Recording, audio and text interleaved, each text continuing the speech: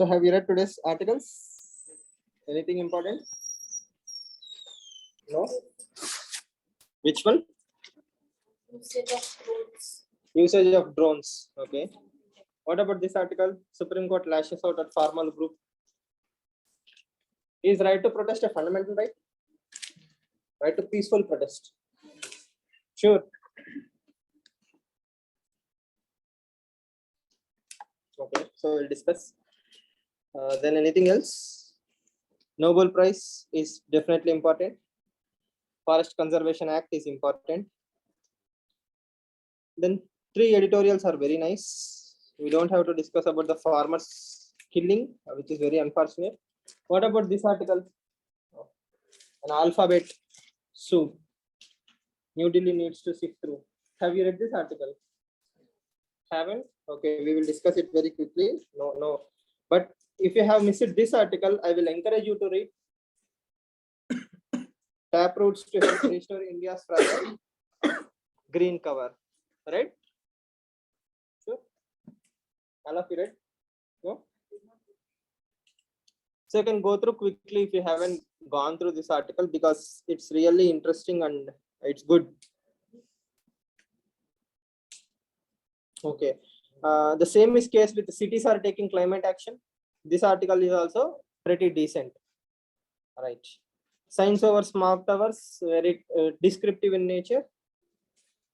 Okay. So I hope all of you have gone through the most important articles in today's newspaper, right? So we will move towards the PDF then. So yeah. Supreme Court lashes out at farmers group. So what Supreme Court is trying to say is when someone or some organization is taking a protest or conducting something, if some unfortunate event has happened, it has to claim the responsibility also. Yes. I think what is the linkage that you can make from this particular article? Supreme Court is saying farmers group are responsible or they are irresponsible, and Supreme Court is very angry. And some new innovative judicial discussion is happening that because the case is sub judice, farmers went to Supreme Court and the case is pending in front of Supreme Court, then why are you protesting? Supreme Court has brought in a whole new dimension that because something is in front of Supreme Court, you don't need to protest. Do you agree with that logic? See, that is legal route. For example, going to a court is legal route, that I want to vent my frustration, I want to get some justice through legal route. Okay, just because something is happening, that does not mean that I should stop protesting peacefully. Yes or no? I can still uphold the placards and say, withdraw the farmers law. While Supreme Court is saying, even after Supreme Court gives a judgment, I can still claim withdraw the farmers law. Just because Supreme Court said something, that does not take away my right to protest, right? I don't like Supreme Court's judgment. I may not do anything about it, right? But still I have the right to express my anguish against Supreme Court. For example, LGBT marriages are legalized. I can go and stand in front of Supreme Court with a placard saying, delegalize. That's still my protest. So the very logic that someone should not protest because it's sub judice itself is a ridiculous argument. And second point is, Supreme Court is the institution which passed the farmers law. It has passed the farmers law. Have you ever heard about the word passed in a law? Parliament passes a law, Assembly passes a law, it goes to Supreme Court or High Court. It's constitutional, SS, it's a act. If it's anti-constitutional, it's not an act. Either something is constitutional and it will be implemented, either something is not constitutional and it will be squashed. There is no such thing as pass. What is pass? I hope you understand. So this entire drama, one of the major actors is Supreme Court also. We have government, we have farmers, then we have Supreme Court in between, creating a third world. It's a Trisanga Swargam, right? It's a limbo for the recent Inception fans. It's limbo. Okay, so that is exactly what is Supreme Court has created. It's a new area of judicial innovation, right? And Supreme Court appointed a committee. Supreme Court has appointed a committee to identify the farm bills. Okay, and Supreme Court has not taken any action whatsoever so far on the farmers on that particular case. If you are so irritated by the farmers protest, okay, if you feel fundamental rights of others are being violated because of the protest, why don't you give out the judgment very quickly? If the farmers are still protesting, they have the right to protest, but you will have the moral authority to say, okay, I have given my blessings. Okay, there is no way you can keep fighting. Either you go home or do peaceful protest in Jantar Mantar or something. Right now, because it is in limbo, both the sides are correct. Farmer are correct, government is also correct. So who should solve this issue as soon as possible? Supreme Court. Right? I hope you understand. And peaceful protest is my fundamental right. Okay. At the same time, my fundamental right should not infringe on others' fundamental right. I should not block the roads. But farmers are saying it is the police who are blocking the road. That is also true in a way. Because farmers are protesting here, don't go in that road. Anything can happen. Law and order issue. Police are being extra proactive. The police are between the devil and the deep sea, right? If they take extra precautions, fundamental rights of ordinary citizens are violated. If some riots happen, why did you not block the road? Again, they will face the music. I hope you understand. So there is a huge amount of drama that is created around in and around these things. Personally speaking, I told you multiple times, farmers' bills are progressive, but they are in a gray area. They are in this zone of black and white, where how do we put it? Government is correct. Okay, farmers' fear is also correct, but this gray zone has to be reformed. For example, templated laws, yes, fast track courts. All these are trust building exercises. So government can create agricultural courts or fast track courts only for farmers bill. So automatically farmers will have more trust in the contract class. Yes, so all such things can be done. So these are the most important things we need to discuss about the particular thing. And the farmers body want to do satyagraha. So we can also link it to the relevance of Gandhi. So if Gandhi was alive, how would he deal with the particular thing? From what you learned? Protested only, but how? See, Gandhi is like the middle path, right? He does not take the government side fully. At the same time, he does not take the farmers side fully. He will take a middle path where everybody is like win-win. So middle path is the most important thing. So if farmers want to win, what should be done? Definitely not legalization of MSP. That is ridiculous. But what else can be done? Again, as I told you, probably amendments of the bill, fast track courts and other confidence building measures. Okay. And is Satyagraha going to solve this issue? No. Clear?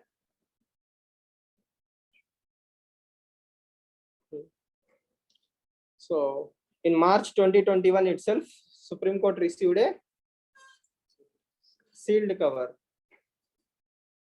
by the committee appointed by the Supreme Court. So what do you think? Have you heard about a TV series called as Yes Minister? It's in Amazon Prime. Okay, it's a series about bureaucrats. It's one of the most funniest shows you will ever watch if you can understand the drift of the bureaucracy and all those things. It's very funny, witty, too much. So there is this Humphrey Appleby, very famous character. He is like the permanent secretary in India, principal secretary to that particular ministry. He says one thing: never appoint a commission without knowing the outcome beforehand. So you should never appoint a committee without knowing what the result is going to say. Appointing the result itself is appointing the commission itself is a blunder if you don't know what the committee is about to say. The same way, so Prime Minister has appointed, or the government has appointed a committee. We all know what the committee is going to say, right? We are not that innocent. But the thing is, we still will give the blessings to the farmers through the committee. We will take care of you. That promise should also be there in the report. Clear? Any questions on that article? Protest. Right.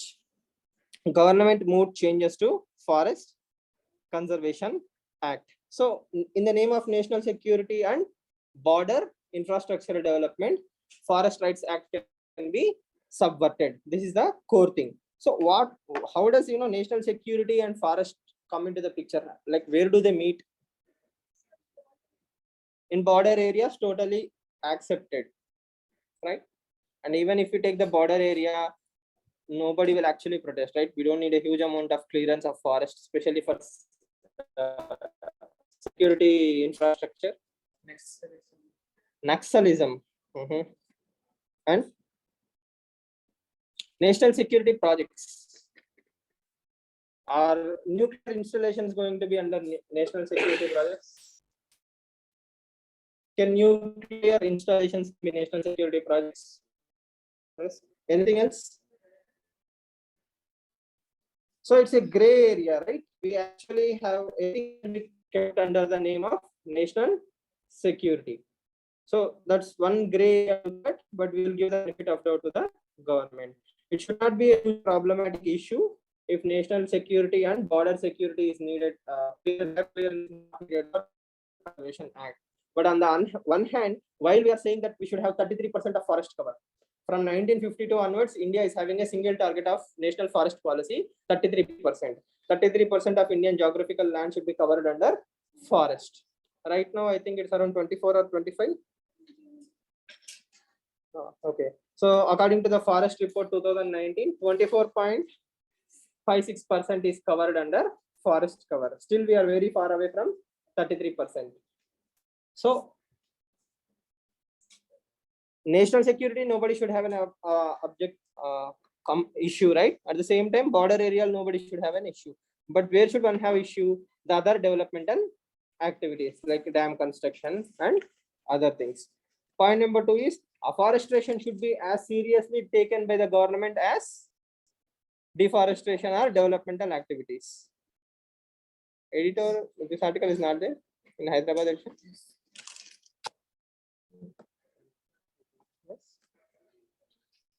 So what should be the core interest? The core interest should be forest conservation and development. Two things. The forest that comes naturally or it is developed naturally is much more productive than man-made forests.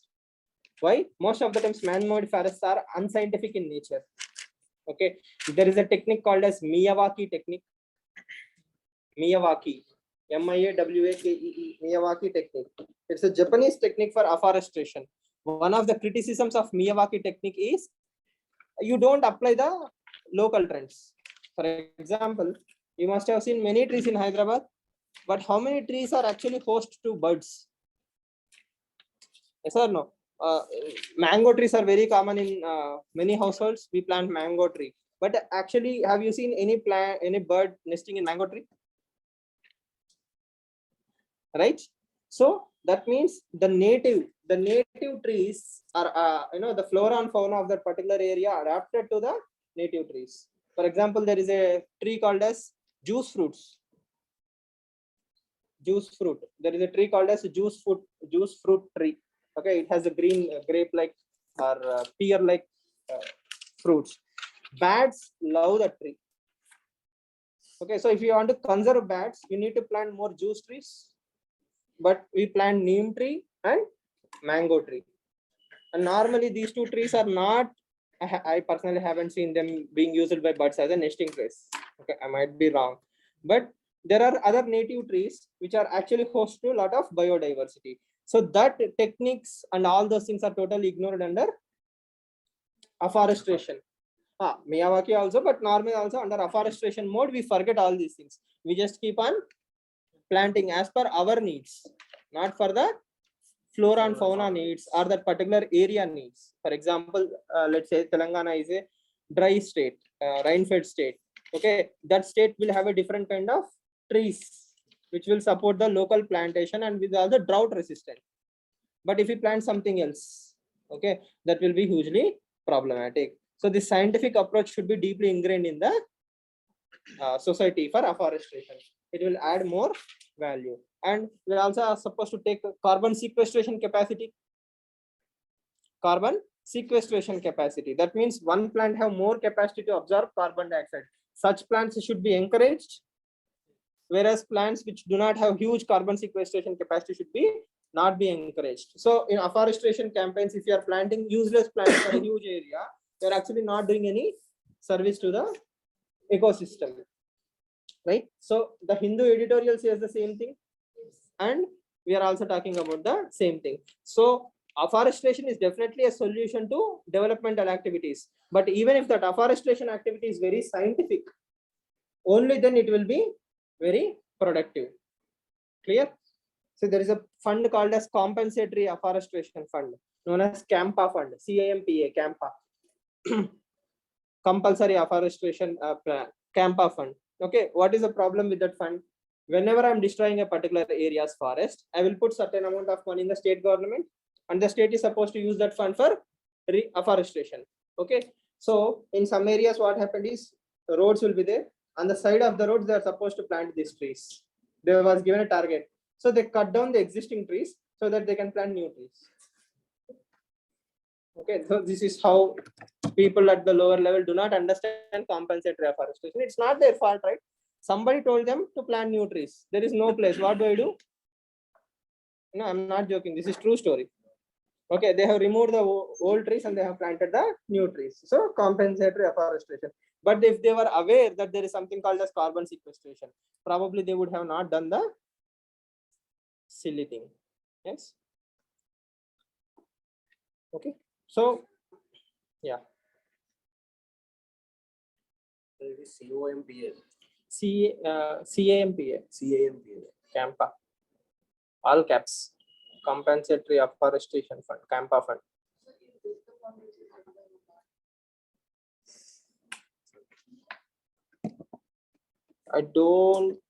I'm not sure.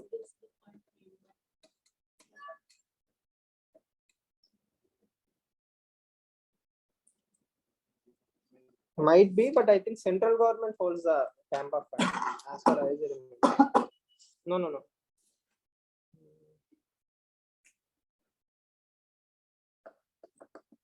I couldn't recall, but I will get back. But it's around some 40,000 crores. I forgot who holds it. If you have heard like 40,000 crores on NABARD, then that is the same. Or else it is not true. Clear? So, and why do we need better plants? Build back better, right? In the same way, forestation should be done in a more scientific way. Why? That is the primary source of fighting carbon sequestration and climate change. All of us have agreed that much, right? I told you the Bolivia example. I know Bolivia. Bolivia, I think, is I mean, it's a Latin American country, right? It has this Amazon forest, very pristine forest. So they have oil resources in the middle of the forest. So that country told the world, we have a very good forest. We don't want to destroy it. Please give us certain billions of dollars, so we won't have to explore the oil. Okay, the world countries did not respond. They allowed the Amazon forest to be destroyed. So all the plants in the world cannot remake it for Amazon forest, right? Amazon forest is natural, man-made, 2,500 years old, very natural, and it is called as lungs of the planet.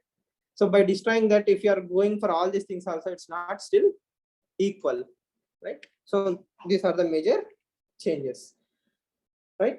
And if you link it to the third editorial in the Hindu today, how cities are working,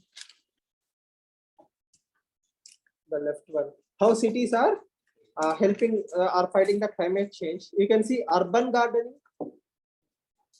Yes, urban gardening or vertical farming. So how do all these three things come together? One is destruction of the forest in the name of development, environment versus development. The second one is scientific approach towards afforestation. Okay, and the third one is urban gardening and terrace farming. Every small drop counts. For example, if all the roofs in the Hyderabad are going for urban gardening, okay, temperature will come down by 2 to 3 degrees. 2 to 3 degrees. Carbon sequestration will happen. They don't have to use fertilizers, pesticides, and all those things. They can use natural methods for creation. Heating requirements will come down. Heating or cooling. For example, in summer, you don't need an AC because your house will be very normal, healthy. And it will also act as a carbon sink, carbon sequestration. Next, water conservation will also increase. Yes, because of all these things, I don't have to burn more fossil fuels, right? Water storage will increase through other means also. And cities can be done into carbon sinks, not carbon sinks, sponge cities. Cities can be converted into sponge cities. So which will also stop urban flooding. If all the rain that is falling in the roofs, okay, if 20 to 30% is also captured, we are removing the burden of the system. Yes or no? Because if a person is investing such a huge amount of money in urban gardening, he will definitely can invest in rainwater harvesting as well.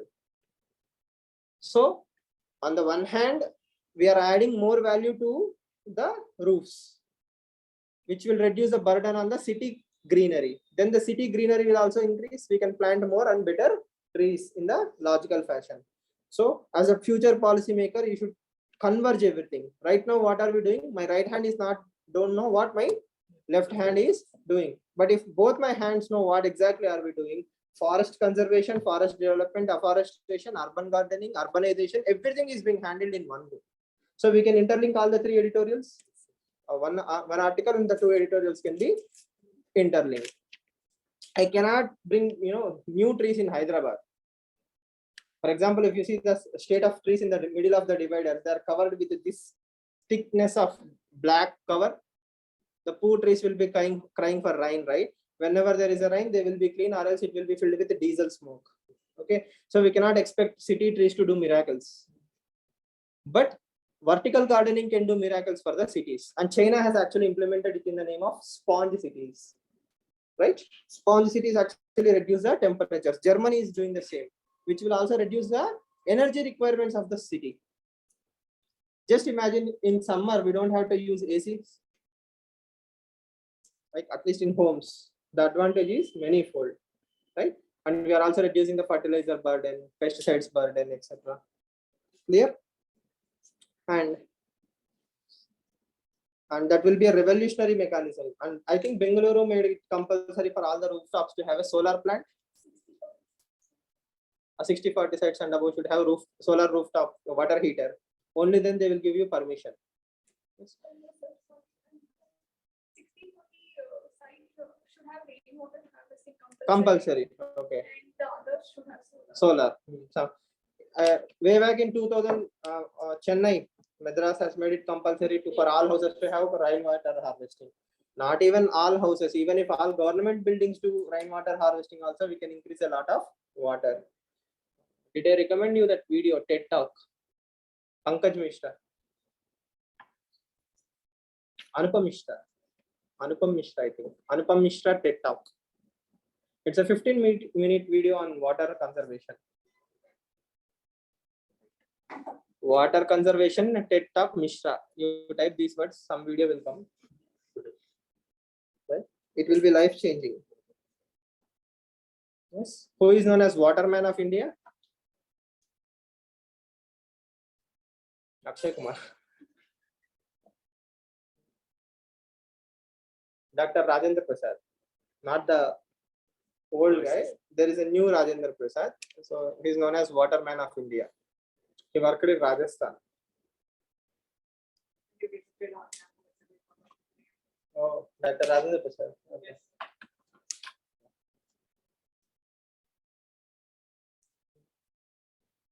Right? Yeah.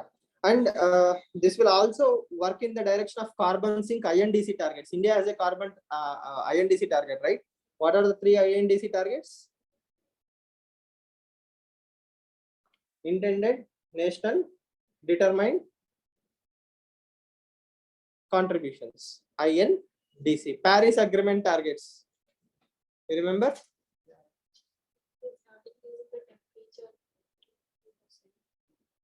That is Paris Agreement target. What is India's target? 175 gigawatt of renewable energy as mentioned in Paris Agreement. Our other commitment is 450. For Paris INDC, we are still with 175 gigawatts of renewable energy. Okay. 40% of fossil fuels.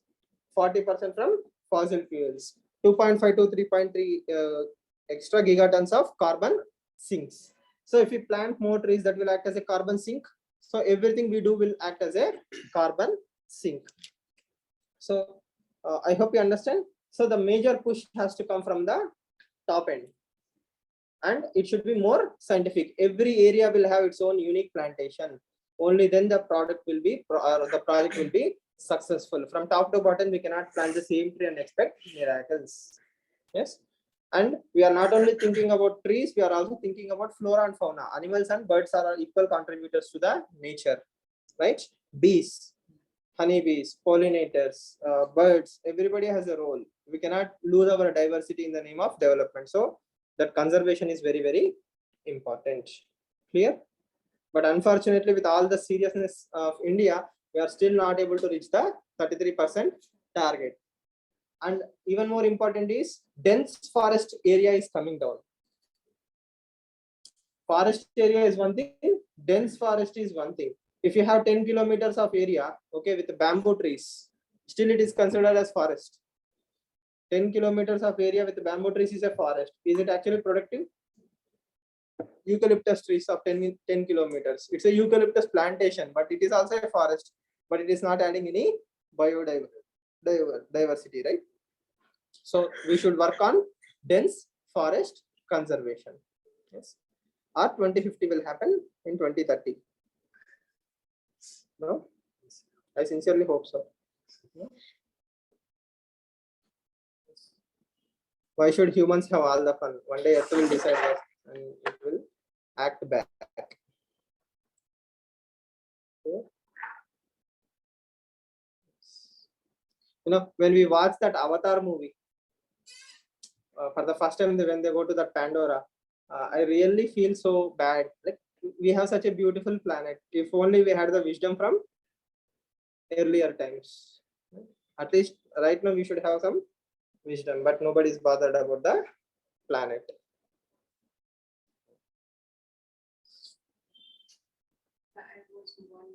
Sorry? Wall-E. Okay. After I recommended it. Okay. How is it? It's next level, right? Yeah. The sheer imagination is very nice. What is Pandora? What is Pandora Papers? Pandora Papers. Okay. It's an investigative journalism where a group of international media outlets came together and started publishing documents of safe havens. For example, how many people have an offshore account? The problem is it's a data dump.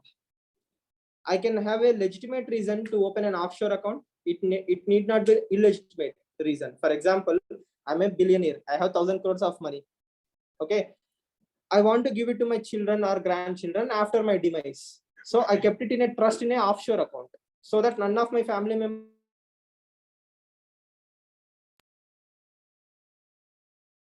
they might receive that. So that can also be one legitimate reason for opening a offshore account. For example, Sachin Tendulkar's name is dragged. We don't know if there is any proof that he has actually done any illegal activity. So Pandora Papers is an investigative journalism where everybody's name who has created an offshore account has been released. There are legitimate cases, there are wrongful cases. That is money laundering. Money laundering is crime. Having an offshore account is not a crime. And Sachin Tendulkar belongs to Rajya Sabha. Rajya Sabha nominated members need not disclose their assets. It's purely legal. So he has not done any crime, technically speaking, unless proved otherwise. Right? So whistleblowing or data dumps have a small disadvantage. They will treat everybody on the same brush. Okay. So Pandora Papers is not really worth it unless there is a government action on it. For example, Income Tax Department found out Anil Ambani or some people else have undisclosed income, and if it is able to bring them back and pay the taxes, then it's totally worth it. Or else Pandora Papers are just one more Panama Papers or one more whistleblowing act. Yes. Okay. Yeah. Then there is editorial about air pollution. That one down. Smoke. Smoke towers is useless. Smoke towers are just smokes and mirror. Yes, it's like a distraction from the real solution. That is what the author is criticizing. But if you observe that article carefully, these are the only 3 points he mentions. Air pollution. expand air pollution monitoring. There are 132 ambient cities. There are 132 ambient cities in the country.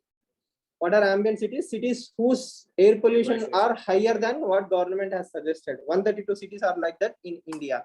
So all those 132 cities should have real-time monitoring stations. So what is he trying to tell you? He's trying to tell you that what gets measured gets improved. People should have a real-time knowledge about it. Second thing is, most cities don't know what is the source of their pollution.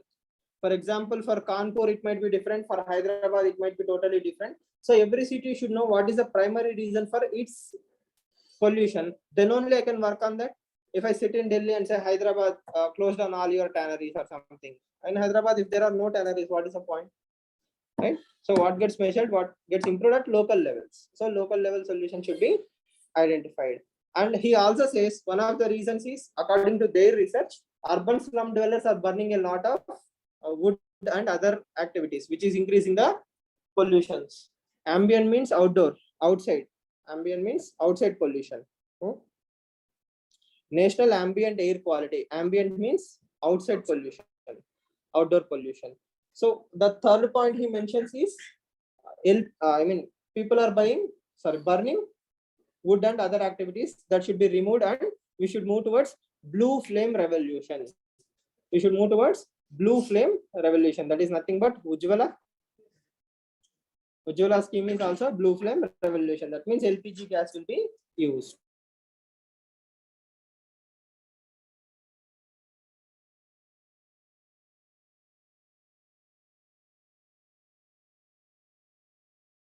Measurements, will pollution come down? So he has to add value to that particular discussion. What is that? Government should have a strict quality measures on how we will work on the outcomes. Outcome based policy making should be there. So if someone is actually, let's say in point number 2, if I found out these are the sources, what am I going to do about it? Let's say thermal stations. If I identify Delhi, in and around Delhi, there are 13 coal thermal stations. 13 thermal stations are there in and around Delhi, within a proximity of 250 kilometers or so. Whenever I burn coal, all that air is pollution. Okay, can I stop the 13 thermal stations? No, right? I should have a long-term policy that I should block them one day. I should stop them one day. When is that day? And how am I going to get the alternative energy for the same requirement? And what about the employees? Right? How will I move towards the renewable energy? And who are going to fund me? All these questions are to be legally measured, right? I hope you understand. Yes. So without the long-term vision and everybody working towards that particular vision, all these measures are only eyewash. Saying is easy, identified. Chalo, I have identified the factories. What after that? What? Am I going to give government support for them to reduce their pollution? Right? I should, technically speaking. Only then the pollution will come down. Or we can move towards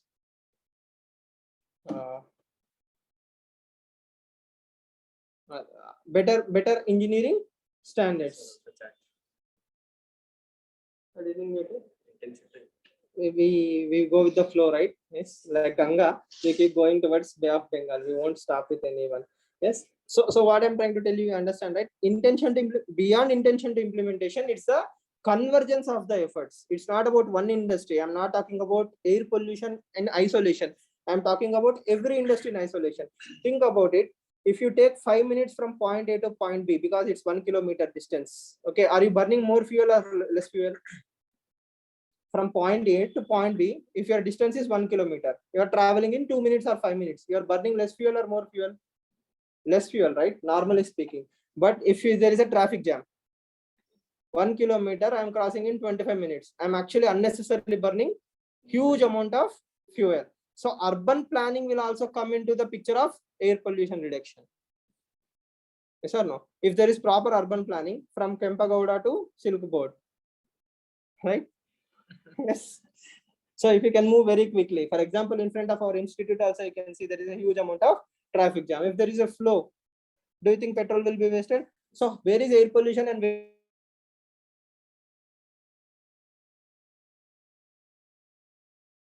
right? So that is how data-driven policy making will work into the picture. Everything we do. For example, if you go to let's say mall, big bazaar, or something, in the inside it will be very cold, like AC and all. But if you come outside and watch the backside of the particular building, you'll find 60, 70, 80 ACs on the wall, right? Isn't it pollution?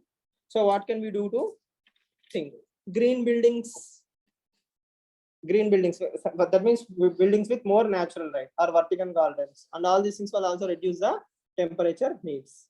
Again, I am not saying that the companies or shop owners will stop using ACs. What I'm trying to tell you is we will reduce the burden elsewhere. So 10,000 ways to reduce air pollution, and everything should come together. There should be some government incentives and working on the long-term problems. Simple logic, think about it. If I have to shut down a coal plant, what alternatives do I have? Green hydrogen. Okay.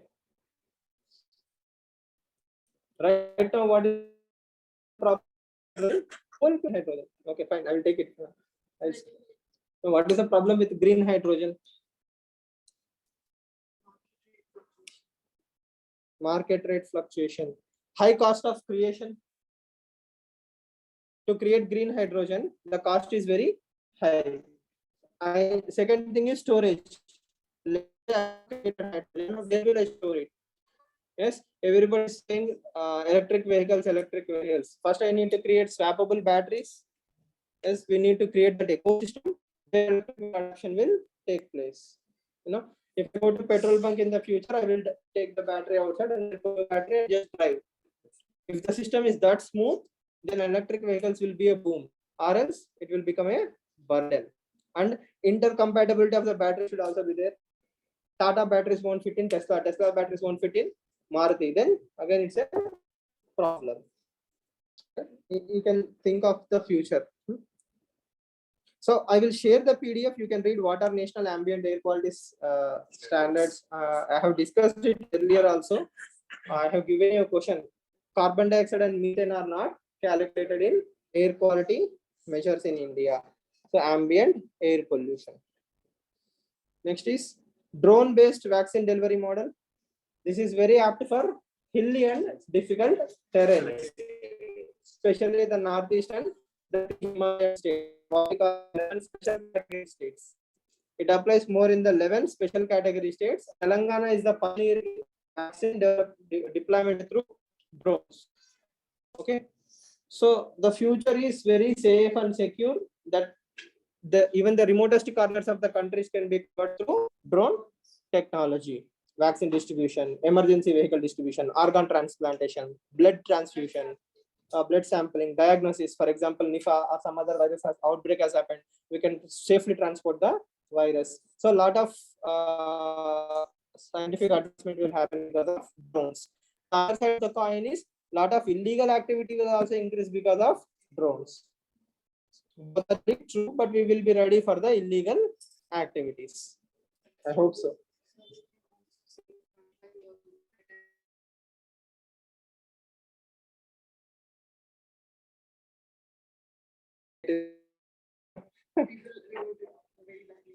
That's fake news. Sorry, that's because of fake news, right? Polarized beyond a particular point that led to attack of things.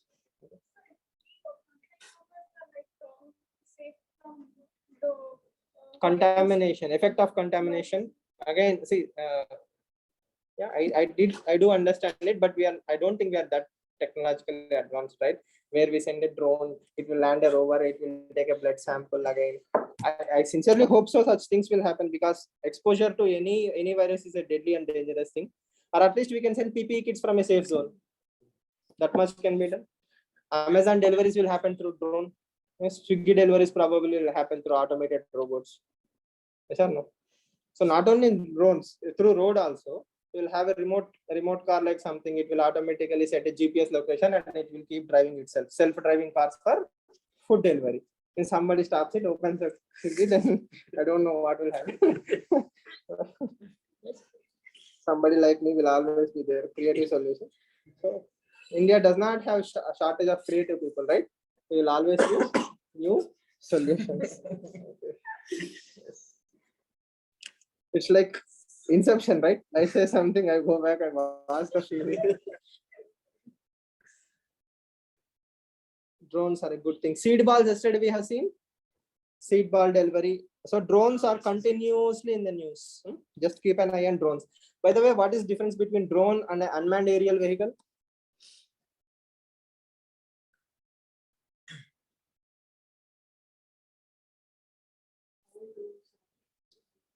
All drones are UAV. UAE is Emirates, right? UAV is unmanned aerial vehicles. All drones are technically more or less unmanned aerial vehicles. But no, the size and speed. The size and speed of drones is difference between unmanned aerial vehicles. See, from nano, 250 grams is nano, all the way till large, more than 500 kgs. It's like almost an aeroplane, but without a pilot. So that can also be drones. And the speeds vary from, let's say, 15 to 20 kilometers to 450 kilometers. So drones can travel up to 450 kilometers also. I think last 1.5 years ago, in Saudi Arabia, Aramco is an oil company, right? It was attacked by Houthi rebels using an unmanned aerial vehicle. So drones can be, very sophisticated also. Unmanned aerial vehicles are more dangerous. Okay.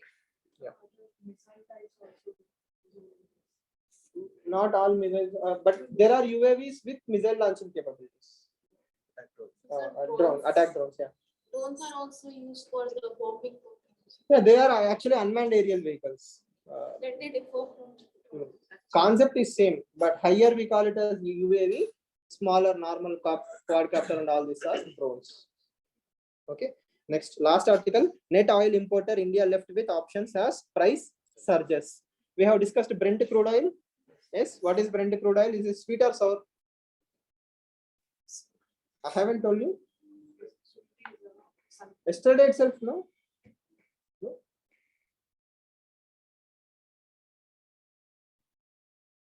Just let me check once.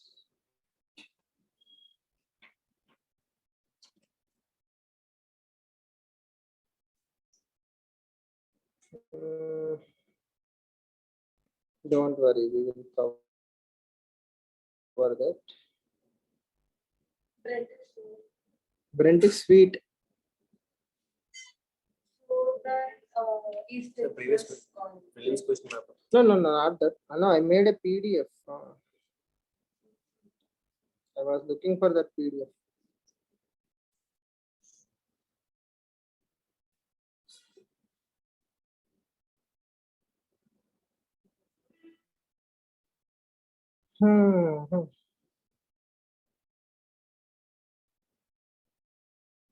Malnourishment, September last week, both the done, right?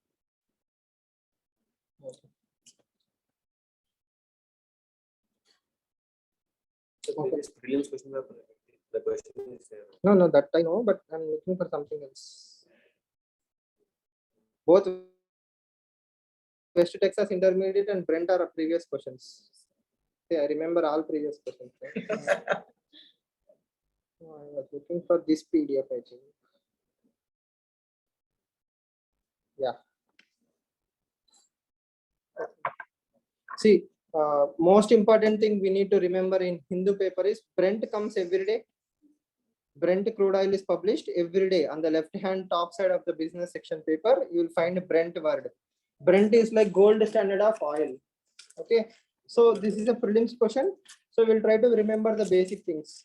First is Brent and West Texas Intermediate. Both are sweet crude oils. WTI is even sweeter than Brent, but Brent is considered as gold standard.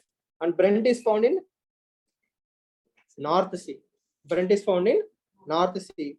And it's a light crude oil. The advantages being mentioned here. Okay. If a petroleum product have higher levels of sulfur, it is called as sour crude oil. Lower level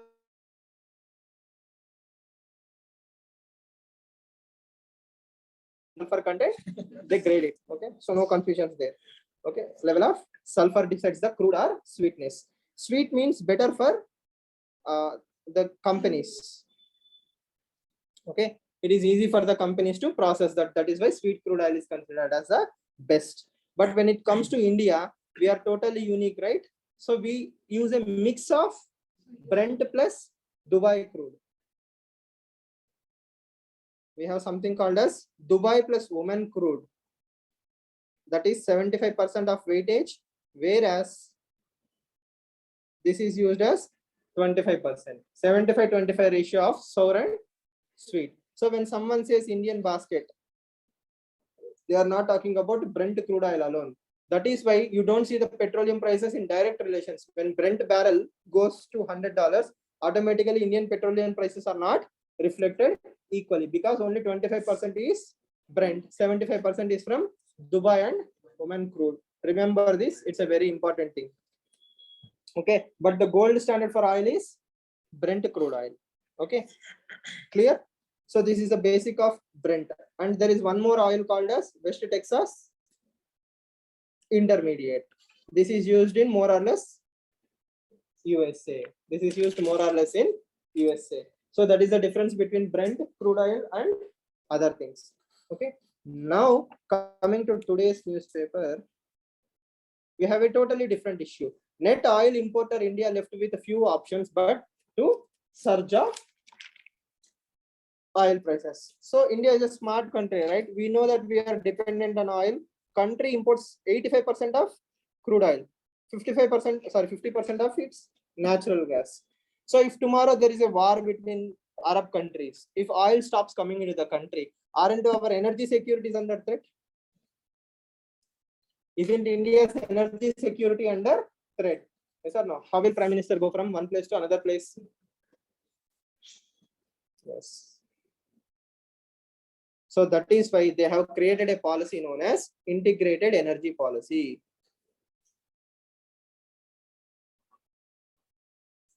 So this is called as strategic oil reserves. This is a prelims expected question, but it never came. It is expected from last 10 years. So you can expect for next year also. If it comes, you are lucky. Okay. So the topic is strategic oil reserves. So our policy is to maintain oil reserves for 90 days. So no war should continue more than 90 days in present today's context. Okay. America have strategic oil reserves. India should also have strategic oil reserves. It's pure common sense. Okay. So what did we do about it? We have created three or four strategic oil reserves. One in Visakhapatnam, Mangaluru, and Padur.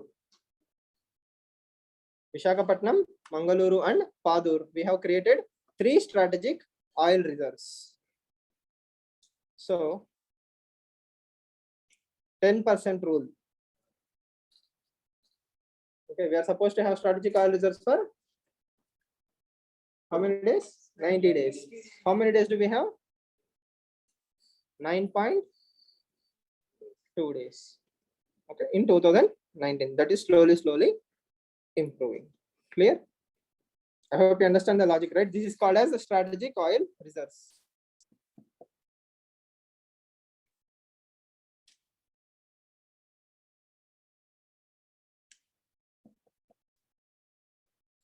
See, they will find old caves, oil containers, and they will keep pouring the oil. So it will act as a natural storage location. Old caverns, rock formations, they will pump oil there, and that oil will be explored wherever we need oil, right? I hope it's simple, right? Okay, so we'll just cover this much in the screen and we'll call it a day.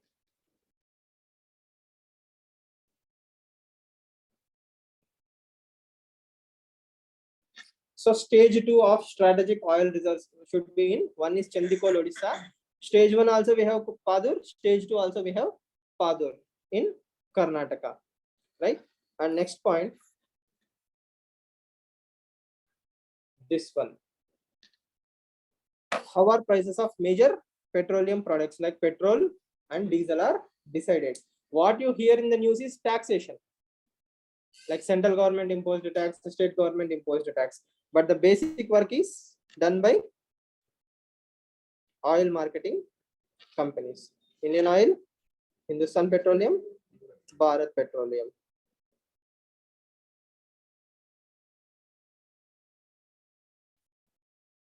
This we have yet to see. Yes. So we cannot blame governments directly. Depending on the oil barrel price, they keep fluctuating the prices. Earlier governments used to do something called as populistic measure. For every liter of petrol, companies used to bear 4 rupees loss.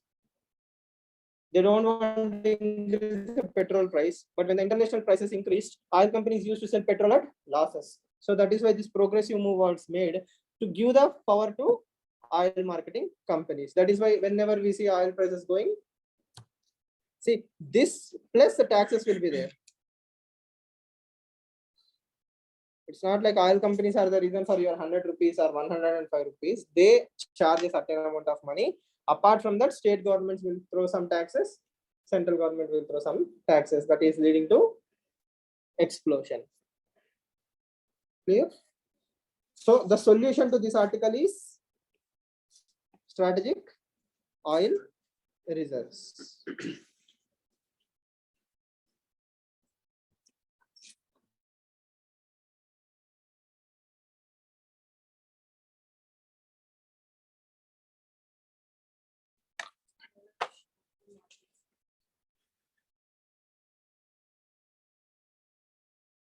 Contract, like on a particular day, I need this much amount of Brent crude oil. I will give you this many amount of dollars for the same.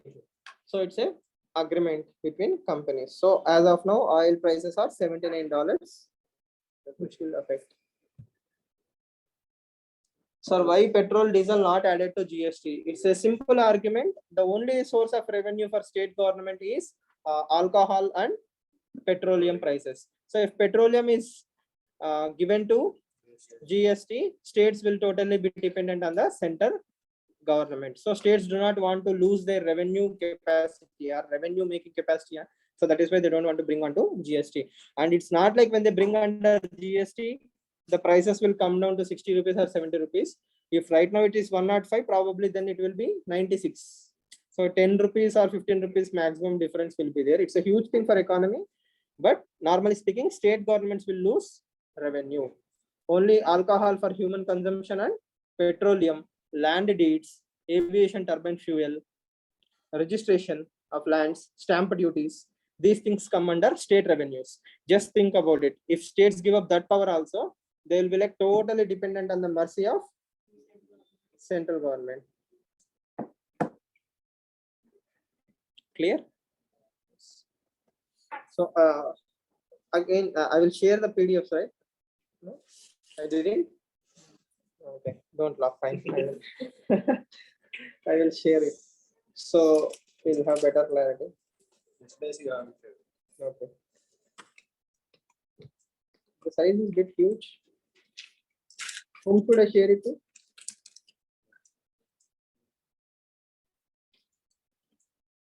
Gang leader. yes, sir.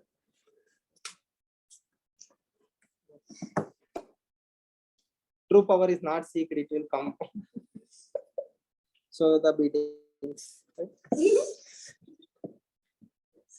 If you don't have any questions, we'll call it a day. I hope you'll remember all these things and do look at the PDFs for the value addition part also. For the online people, please, they are also in the group. Yes, sir. everybody is in the group. You will get the PDF.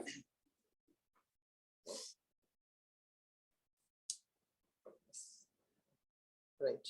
Thank you, everyone.